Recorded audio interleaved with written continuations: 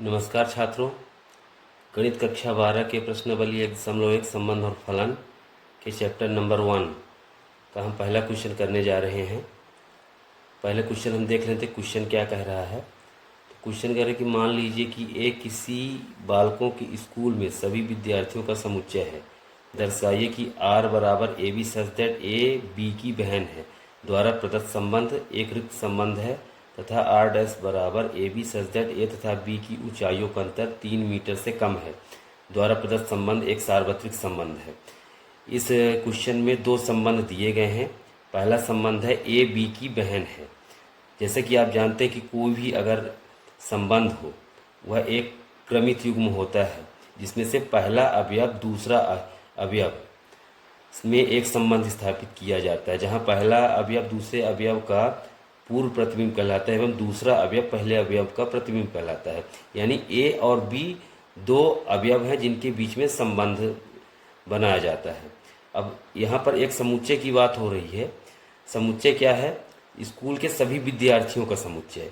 अब हम जानते हैं कि जो संबंध आर होता है वो ए क्रॉस ए का उपसमुच्चय होगा, जिसे ए क्रॉस ए को कार्तीय गुणन कहते हैं। ये हम पहले भी बता चुके हैं। तो ए क्रॉस ए एक कार्तीय गुणन है जिसका उपसमुच्चय होता है संबंध आर। तो जो संबंध आर है वो बेसिकली दो अवयवों ए कॉमा बी पर कार्य करता है, जिसमें से हर क्वेश्चन में अलग अलग प्रकार के संबंध होते हैं। यहाँ जो संबंध है दोनों अवयवों के बीच में वो ये है कि ए बी की बहन है। अब इस क्वेश्चन में हमको ये दिखाना है कि जो ए बी की बहन है एक रिक्त संबंध है तथा जो एक आर डैश दूसरा संबंध है उसमें हमको ये दिखाना है किन्हीं भी दो विद्यार्थियों के बीच में जो ऊंचाइयों का अंतर है वो 3 मीटर से कम होना चाहिए। यानी ए और बी दो विद्यार्थी हैं। अगर हम दूसरे संबंध आर डैश की बात करें तो उसमें ये दिखाना है कि ए और बी की ऊंचाइयों का जो अंतर है वो 3 मीटर से कम है। ठीक है। अब हम सबसे पहले अगर बात करें तो रिक्त संबंध क्या होता है, यानी एक ऐसा संबंध जहाँ पर हमको कोई भी अवयव ना मिले, यानी उसके दो अवयवों कार्तीय गुणन के जो क्रमित युग हमको मिलेगा ए और बी, ठीक है, इनके बीच में किसी भी प्रकार का, यानी ए और बी के बीच में किसी भी प्रकार का संबंध हमको अगर नहीं मिलता है तो इसे रिक्त संबंध कहते हैं। एवं यदि आर डैश जो हमारा दिया है ए और बी के बीच में ऊंचाइयों का अंतर 3 मीटर से कम है, यदि यहाँ पर ध्यान देने वाली बात यह है सार्वत्रिक संबंध क्या होता है। तो सार्वत्रिक संबंध का मतलब है कि यहाँ पर जो संबंध है वो सदैव स्थापित होना चाहिए, संबंध होना ही चाहिए। ए और बी के बीच में संबंध बनना ही बनना चाहिए, तभी वो सार्वत्रिक संबंध कहलाएगा। अब चूंकि ये क्वेश्चन जो है ये थ्योरिकल क्वेश्चन है, इसमें हल करने के लिए कुछ भी नहीं है, तो हमने क्या किया कि इसको थ्योरिकल के लिए अपना समय बचाने के लिए थोड़ा सा इसमें लिख के रखा है। तो यहाँ पर देखो, चूंकि जो स्कूल है बालकों का है, हम हल की बात कर रहे हैं, जो स्कूल है वो बालकों का है, अतः स्कूल का कोई भी विद्यार्थी स्कूल के किसी भी विद्यार्थी की बहन नहीं हो सकता है। सीधी सी बात है। यदि स्कूल में कोई लड़की है ही नहीं तो दो लड़कों के बीच में भाई बहन का रिलेशन तो बन ही नहीं सकता, ये तो तय है। तो चूंकि जो स्कूल बालकों का है, स्कूल का कोई भी विद्यार्थी स्कूल के किसी भी विद्यार्थी की बहन नहीं हो सकता है, इसलिए यहाँ पर जो आर होगा वो फाई मिलेगा। फाई किसको दर्शाता है? फाई जो है वो रिक्त संबंध को दर्शाएगा, रिक्त संबंध को दर्शाएगा। चूंकि ए और बी संबंध आर में ए और बी के बीच में जो रिलेशन है वो कुछ भी नहीं है, क्योंकि होना तो क्या चाहिए, ए और बी की बहन होना चाहिए। लेकिन ए और बी की बहन कैसे हो सकता है जब स्कूल में कोई लड़की ही नहीं है, क्योंकि स्कूल जो है वो बॉयज़ का है, बालकों का है। जब स्कूल में कोई लड़की नहीं है तो श्योर है कि इनमें से कोई भी भाई बहन नहीं होंगे। यानी ए और बी के बीच में यहाँ किसी प्रकार का कोई संबंध स्थापित नहीं होगा। तो हमने उसी को लिखा है कि अतः आर बराबर फाई, अतः आर एक रिक्त संबंध है। अब हम दूसरे पार्ट की बात करें। दूसरा पार्ट हमारा क्या कहता है कि यानी दूसरा संबंध ए बी सच दैट ए तथा बी की ऊंचाइयों का अंतर 3 मीटर से कम है। यानी दो छात्रों के बीच में, स्कूल के जो स्कूल है वो बालकों का है, अब किन्हीं भी दो बालकों के बीच में जो ऊंचाइयों का अंतर हो 3 मीटर से कम ही होना चाहिए। तो 3 मीटर लगभग लगभग कहना चाहिए कि 9 फीट और कुछ होगा, यानी 9 फीट से ज़्यादा होगा, 9 फीट प्लस। अब यदि 3 मीटर 9 फीट कहलाता है, तो हम यहाँ पर अगर देखें तो दो छात्र, अब 9 फीट 9 फीट का तो कोई व्यक्ति ही नहीं होता है। मान लो किसी में कोई हार्मोन्स की गड़बड़ी हो गई, 9 फीट या 9.5 फीट का हो सकता है कोई एक आध इंसान पूरे इस दुनिया में। बाकी ज़्यादातर तो 9 फीट के होते नहीं। जो ये लोग होते हैं वो या तो 6 फीट, ये 4 से लेकर 7 फीट के ही मैक्सिमम जो लोग होते हैं इस दुनिया में रहते हैं। 9 फीट का तो कोई होता ही नहीं। अब दो छात्रों के बीच में 9 फीट से कम की ऊंचाई होनी चाहिए। तो हम देखते हैं कि ये तो होगा ही। किन्हीं भी दो, जैसे कि हम पूरी दुनिया में देखें, कोई भी दो व्यक्ति के बीच में अगर हम ऐसा संबंध बनाए कि दो व्यक्तियों के बीच में यानी ए और बी के बीच जो ऊंचाई का अंतर है वो 3 मीटर से कम हो, 3 मीटर से कम हो, तो हम देखेंगे कि ये तो सदैव होगा, क्योंकि 9 फीट, दो व्यक्तियों के बीच में 9 फीट से कम का अंतर हो तो ये तो सदैव होगा। क्योंकि मुझे तो नहीं लगता है कि कोई भी इस संसार में दो व्यक्ति होंगे जिनके बीच में जो ऊंचाइयों का अंतर है वो 3 मीटर से ज़्यादा हो, यानी लगभग मान के चलो 9.5 फीट 10 फीट। क्या कोई ऐसे दो व्यक्ति हो सकते हैं जिनके बीच में ये तो तभी हो सकता है कि अगर मान लो कि एक व्यक्ति 3 फीट का है तो दूसरा जो है वो कम से कम 12.5 फीट का होना चाहिए या उससे ज़्यादा होना चाहिए। तो 12.5 फीट का कौन सा इंसान होगा, इससे तो कम ही होगा। यानी मान लो कि अगर एग्जाम्पल के तौर पर अगर हम देखें, एक व्यक्ति है जो 3 फीट का है, ये चलो मान लेते हैं कि छोटी क्लास का बच्चा है, तो वो 2 फीट का है, 2 फुट का है। अब एक 2 फुट का है, एक 6 फुट का है, 6 फुट का। तो जो 2 फुट और 6 फीट, तो इनका जो अंतर है तो 4 फुट ही ना आएगा। तो ऐसा तो नहीं हो सकता कि दुनिया में कोई भी ऐसे दो लोग हों जिनकी ऊंचाइयों का अंतर 9 फीट से ज़्यादा हो, तो ये पॉसिबल नहीं है। यानी यहाँ पर जो संबंध है वो सार्वत्रिक संबंध है, यानी ये सर्वथा सत्य ही होगा। तो इसको हम थोड़ा सा लिख लेते हैं इसके ऊपर। तो चूंकि किन्हीं भी दो विद्यार्थियों की ऊंचाइयों का अंतर, चूंकि किन्हीं भी दो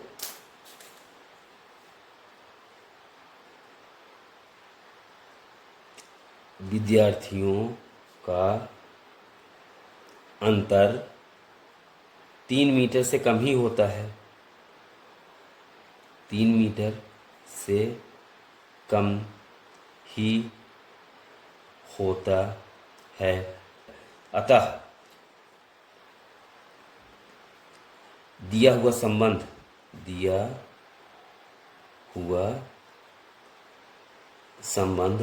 R डैश एक सार्वत्रिक संबंध है। अब हम क्वेश्चन नंबर 2 की बात करते हैं। क्वेश्चन हमने लिख लिया है समय बचाने के लिए। सिद्ध कीजिए कि R यहाँ वास्तविक संख्या की बात हो रही है, R में एक संबंध R इस प्रकार है कि AB such that A less than equal B, यानी ये जो पहला अवयव है दूसरे अवयव के या तो बराबर होना चाहिए उससे छोटा होना चाहिए, इस प्रकार का एक संबंध है। द्वारा परिभाषित संबंध R स्वतुल्य तथा संक्रामक है किंतु सममित नहीं है,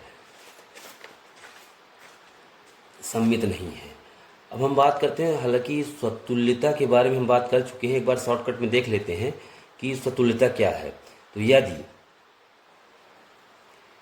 A किसी समुच्चय में हो, मान लो कि समुच्चय A में यदि कोई A अवयव है तो संबंध R में AA होना चाहिए, यानी कि ये जो अवयव A है खुद से संबंध बनाए, यानी रिलेशन स्थापित करे। रिलेशन किस प्रकार का हो क्वेश्चन में दिया रहेगा।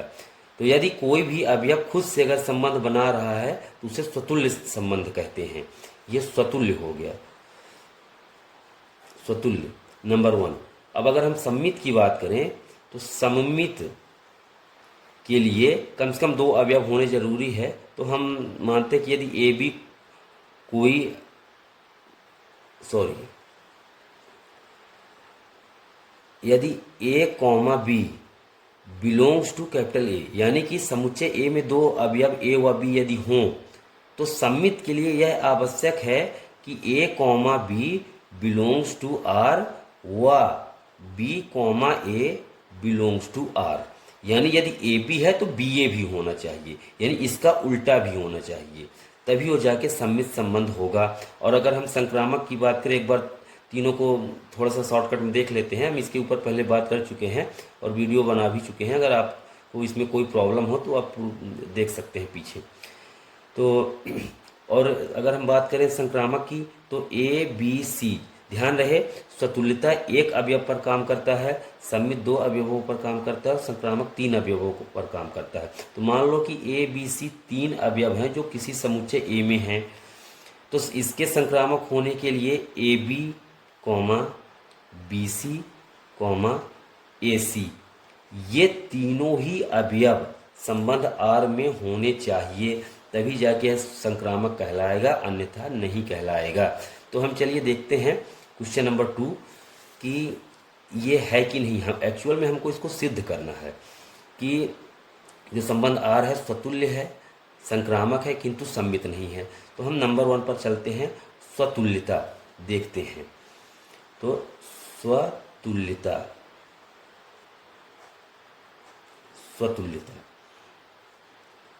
तो सबसे पहले हम इसको देख लेते हैं कि हमारा आर है क्या, इसके बाद हम स्वतुल्यता में चलते हैं। तो आर है वास्तविक संख्याओं का समुच्चय, पहले लिखा है, सिद्ध कीजिए कि आर में, आर क्या होता है, वास्तविक संख्याओं का समुच्चय होता है। तो वास्तविक संख्याओं का समुच्चय, इसको हम डार्क कर देते हैं। ये जो आर है ये वास्तविक संख्या को दर्शा रहा है। अब एक आर है जिसको हम रिलेशन कहते हैं, यानी संबंध कहते हैं। संबंध क्या है, A B such that A less than and equal B, ये है संबंध। अब अगर हम स्वतुल्यता की बात करते हैं तो स्वतुल्यता में आप जानते हैं कि कोई भी अवयव जो है वो खुद से रिलेशन रखना चाहिए, और स्वतुल्यता 1 अवयव पर काम करता है। तो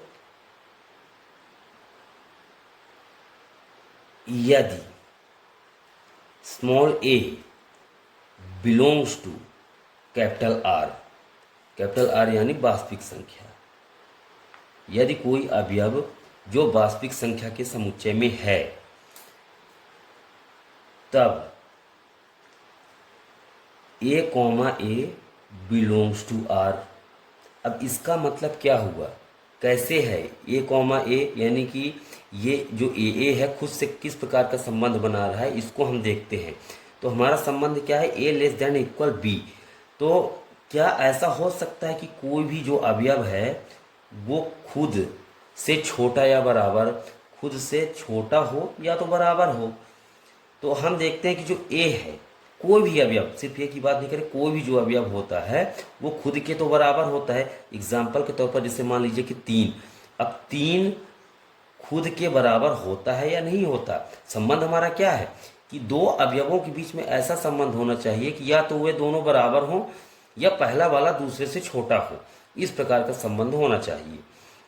तो हम देख रहे हैं कि हमारी ये इक्वल वाली कंडीशन इसमें हमारा प्रूव हो रहा है, यानी कि जो ए है वो खुद के बराबर है। तो हम कह सकते हैं कि यदि ए बिलोंग्स टू कैपिटल आर, यानी कि वास्तविक संख्याओं के समुच्चय में यदि कोई अवयव ए हो, तब A comma A belongs to R, यानी कि संबंध में ए उपस्थित होगा। इस प्रकार के संबंध के लिए हर क्वेश्चन में ऐसा हो यह जरूरी नहीं है, लेकिन इस क्वेश्चन में ऐसा हो, क्योंकि रिलेशन क्या है, लेस देन आर इक्वल। तो कोई भी अवयव खुद के तो बराबर होता ही है, यानी जो हमारा संबंध है पहला ये स्वतुल्य हो गया। तो अतः दिया हुआ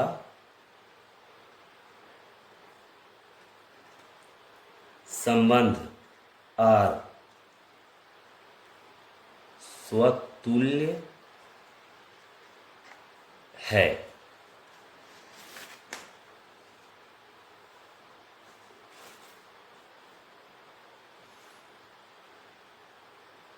अब हम बात करेंगे नंबर 2, यानी कि सममितता की बात करेंगे। तो सममितता, अब क्वेश्चन में आपको पता है क्वेश्चन क्या कह रहा है। क्वेश्चन कह रहा है कि जो संबंध आर है स्वतुल्य होना चाहिए, संक्रामक होना चाहिए, किंतु सममित नहीं होना चाहिए। यही क्वेश्चन कह रहा है ना, स्वतुल्य है, संक्रामक है, किंतु सममित नहीं है। तो देखते हैं सममित ये मिलता है कि नहीं मिलता। तो हम मान लेते हैं कि माना A comma B belongs to capital R, यानी दो अवयव ए व बी हैं जो संबंध ए व बी दो अवयव हैं जो वास्तविक संख्याओं के समुच्चय में हैं, अर्थात ए व बी दो वास्तविक संख्याएं हैं। ठीक है। एवं जो ए कॉमा बी है ये बिलोंग्स टू आर। ध्यान रहे जब भी हम सममितता को लेकर चलते हैं तो हमारे पास ये अवयव A B belongs to R हमेशा होता है। हमको सिद्ध करना होता है कि B A belongs to R. यदि ए बी आर में है तो बी ए भी आर में है। अब हम देख लेते हैं कि क्या ऐसा है या नहीं है। यदि ए लेस देन इक्वल बी, यानी कि यदि ए बी से छोटा है या बराबर है, तब बी लेस देन इक्वल ए नहीं हो सकता, किसी भी हाल में नहीं हो सकता, यानी सत्य नहीं हो सकता।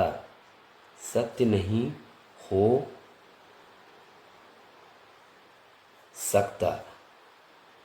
क्यों नहीं हो सकता, हम दिखाते हैं क्योंकि हो सकता।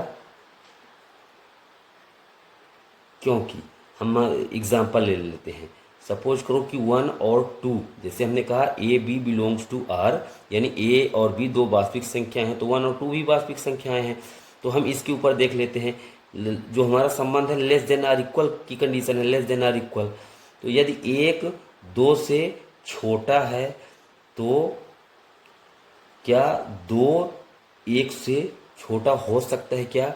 ऐसा कभी नहीं हो सकता। हम जानते हैं कि 2 1 से छोटा नहीं हो सकता। तो दो वास्तविक संख्याओं के लिए जो हमारा संबंध है वह सम्मित नहीं है। इसको हम दर्शा देते हैं कि चूंकि A comma B belongs to R, किंतु B comma A does not belongs to R, अतः दिया हुआ संबंध आर सम्मित नहीं है। अब हम नंबर 3 की बात करते हैं। हमने स्वतुल्य दिखा दिया, सम्मित नहीं है ये दिखा दिया। अब हम संक्रामकता को चेक कर लेते हैं कि संक्रामक है या नहीं है। इसके लिए हमको 3 अवयव चाहिए होते हैं। तो हम मान लेते हैं कि A comma B comma C belongs to capital R. ये जो ब्लैक आर है ये वास्तविक संख्या को दर्शाता है, यानी ए बी सी 3 संख्याएं हैं या 3 वास्तविक संख्याएं हैं जो वास्तविक संख्याओं के समुच्चय आर में हैं। तो यदि ऐसा है, इस प्रकार है कि इस प्रकार है कि यदि A comma B belongs to R व B comma C belongs to R, तब A comma C belongs to R सदैव होंगे फॉर ऑल। ये जो सिंबल है उल्टा ए का, इसको फॉर ऑल कहते हैं, यानी इसका मतलब होता है सभी के लिए। For all A comma B comma C belongs to वास्तविक संख्याओं के समुच्चय। वास्तविक संख्याओं के समुच्चय सभी वास्तविक संख्याओं के समुच्चय के लिए सत्य है। इसका मतलब क्या हुआ कि मान लो यदि ए बी सी 3 वास्तविक संख्याएं हैं और इस प्रकार है कि A B belongs to R, यानी ए और बी बिलोंग्स टू आर व B C belongs to R है, तब ए सी भी बिलोंग्स टू आर होगा फॉर ऑल, सभी तीन वास्तविक संख्याओं के लिए, यानी कोई भी तीन वास्तविक संख्याएं हों, चाहे ए बी सी के स्थान पर तुम कोई संख्या भी लोगे तब भी ये सदैव सत्य होगा। कैसे सत्य होगा हम देखते हैं, क्योंकि मान लो तीन वास्तविक संख्याएं हम लेते हैं 1, 2, 3, ये तीन वास्तविक संख्याएं हैं। 1, 2, 3 यदि तीन वास्तविक संख्याएं हो तो हम देखते हैं कि 1 लेस देन 2, ये हमारा संबंध हो गया। संबंध हमारा कैसा है, लेस देन की कंडीशन है। फिर 2 लेस देन 3, ये भी सदैव सत्य है। तो यदि ऐसा है तो अगर 1 2 से छोटा है, 2 3 से छोटा है, तो 1 3 से छोटा होगा सदैव। ये बात आपको समझ में आ गई होगी। यही कह रहा है कि यदि A B belongs to R का मतलब 1 2 से छोटा है, B C belongs to R यानी 2 3 से छोटा है, तब ए सी भी बिलोंग्स टू आर, यानी एक हमेशा 3 से छोटा ही होगा for all A comma B comma C belongs to R के लिए, यानी किसी भी प्रकार की तीन वास्तविक संख्याओं के समुच्चय के लिए यह सत्य होगा। अतः हम कह सकते हैं कि अतः दिया हुआ संबंध आर संक्रामक है। अब हम क्वेश्चन नंबर 3 की बात करेंगे। क्वेश्चन नंबर 3 क्या कह रहा है कि एक समुच्चय है 1 2 3 4 में संबंध आर रोस्टर रूप में लिखा हुआ है 1 1 2 2 1 1 4 4 1 3 3 3 3 2 द्वारा प्रदत्त संबंध स्वतुल्य तथा संक्रामक किंतु सम्मित नहीं है। यह संबंध दिया हुआ है, यह समुच्चय एक समुच्चय दिया हुआ है, इसमें 4 अवयव हैं 1 2 3 4, और इससे संबंधित एक संबंध है ये जो दिया हुआ है। अब आपको ये बताना है कि जो संबंध है स्वतुल्य है, संक्रामक है किंतु सम्मित नहीं है। तो सबसे पहले हम देखते हैं नंबर 1 स्वतुल्यता। स्वतुल्यता, यदि हमारा संबंध आर जो है वो रोस्टर रूप में दिया हो तो इसको हल करना बहुत ही ज़्यादा आसान होता है, क्योंकि बस हमको कंडीशन पता होनी चाहिए कि स्वतुल्यता क्या है, सम्मित क्या है और संक्रामक क्या है। अगर हमको ये तीनों कंडीशन अगर पता है तो हम बहुत ही आसानी से इनको दिखा सकते हैं। तो सबसे पहले देखें तो स्वतुल्यता के लिए क्या होता है कि यदि ए बिलोंग्स टू, मान लो कोई समुच्चय दिया है, मान लेते हैं ए, तब जो ए है वो बिलोंग्स टू आर होना चाहिए। इसका मतलब ये है कि यदि ए कोई समुच्चय ए यानी किसी समुच्चय ए में यदि ए अवयव हो तो ए आर में होना चाहिए। तो हम यहाँ पर देखते हैं कि 1 बिलोंग्स टू ए, हम इस संबंध को मान लेते हैं कि जो समुच्चय है, समुच्चय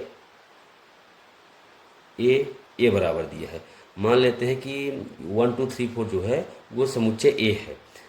तो इसको समझाने के लिए हमने ऐसा मान लिया है। तो यदि 1 बिलोंग्स टू ए, तब 1 1 बिलोंग्स टू आर होना चाहिए, यानी 1 1 आर में होना चाहिए। तो क्या है, ये देखिए यहाँ पर 1 1 दिया हुआ है, समुच्चय ए में 1 है, यानी इसका खुद के साथ संबंध 1 1 दिया हुआ है।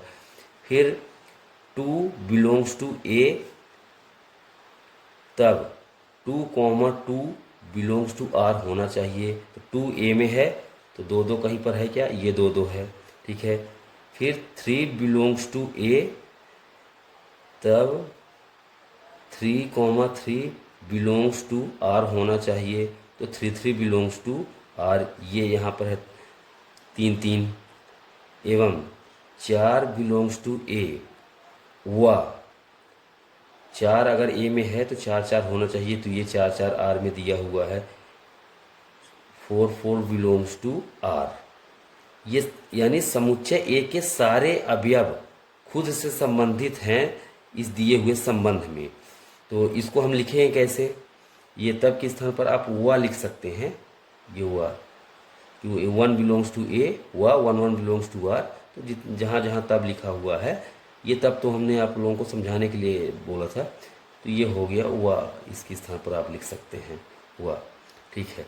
तो इसको हम ऐसे लिखेंगे कि चूंकि ए बिलोंग्स टू समुच्चय ए, यानी कि समुच्चय ए में एक ऐसा अवयव ए है जिसके लिए A comma A belongs to R, यानी ए संबंध आर में दिया हुआ है, इसलिए दिया हुआ संबंध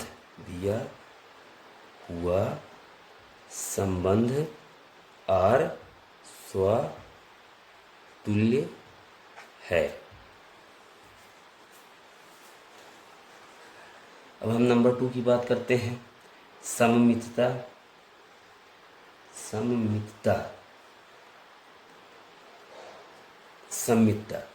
तो सममितता के लिए क्या कंडीशन है कि यदि A comma B belongs to R, यानी कि ए बी यदि आर में है तब B comma A belongs to R होना चाहिए, ये कंडीशन है। हम देखते हैं कि क्या हमारे पास ऐसा है, तो संबंध आर में चलते हैं। तो जो संबंध आर है उसमें देखते हैं कि 1 2 है, तो 1 2 बिलोंग्स टू आर, तो 2 1 होना चाहिए, तो ये 1 2 हो गया, 2 2 1 1 4 4 1 3 3 3 3 2, 2 1 नहीं है, किंतु 2 1 does not belongs to R. तो अगर हमको कोई पहली कंडीशन में ही मिल गया, जैसे 1 2 के लिए जो संबंध आर है ये फेल कर गया सममितता के लिए, तो इसलिए हमको और आगे चेक करने की जरूरत नहीं है। हम चाहे तो चेक कर सकते हैं, जैसे 1 3 बिलोंग्स टू आर, 1 3 दिया हुआ है तो 3 1 होना चाहिए, तो 3 1 कहीं दिखाई नहीं दे रहा है, तो हमको सभी को करने की जरूरत नहीं है। अगर एक भी कंडीशन अगर फेल कर गया तो हम इसके बाद इसको आगे छोड़ सकते हैं। तो 1 2 बिलोंग्स टू आर किंतु 2 1 does not belongs to R, या चाहे तो लिख सकते हैं 1 3 बिलोंग्स टू आर किंतु 3 1 does not belongs to R, अतः दिया हुआ संबंध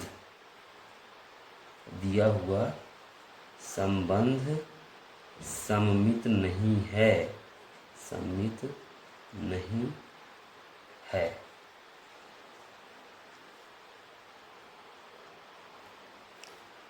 अब हम तीसरे नंबर की बात करते हैं, संक्रामकता। तो संक्रामकता को हम चेक करते हैं कि क्या दिया हुआ संबंध संक्रामक है या नहीं है। संक्रामक 2 प्रकार से चेक किया जाता है। पहले हम समझ लेते हैं कि संक्रामक हम चेक कैसे करेंगे। यदि रोस्टर रूप में दिया हो तब, तो ध्यान रहे कि यदि ए बी है तो बी सी होना चाहिए, और यदि ए बी ही केवल दिया है, बी सी नहीं दिया है, तो ए बी को संक्रामक मान लेना है। अब यदि ए बी भी दिया है और बी सी भी दिया है तो ए सी मिलना जरूरी है। अगर ए बी दिया है, बी सी दिया है, ए सी नहीं है तो वह संक्रामक नहीं रह जाएगा। यानी ए बी बी सी के होने पर ए सी होना जरूरी है, किंतु यदि बी सी ही नहीं है तो ए सी को हमको नहीं ढूंढना है, हमको डायरेक्ट ही इसको ए बी को संक्रामक मान लेना है। तो हम देखते हैं संक्रामकता में जो संबंध आर है उसमें देखें कि 1 2 बिलोंग्स टू आर, यानी कि ए बी आर में है। जैसे 1 2 ए बी आर में, तो 2 से प्रारंभ होने वाला कोई अवयव क्रमित युग्म हमको चाहिए, तो 2 2 दिया हुआ है, वह 2 2 बिलोंग्स टू आर, यानी 1 2 है और 2 2 भी है।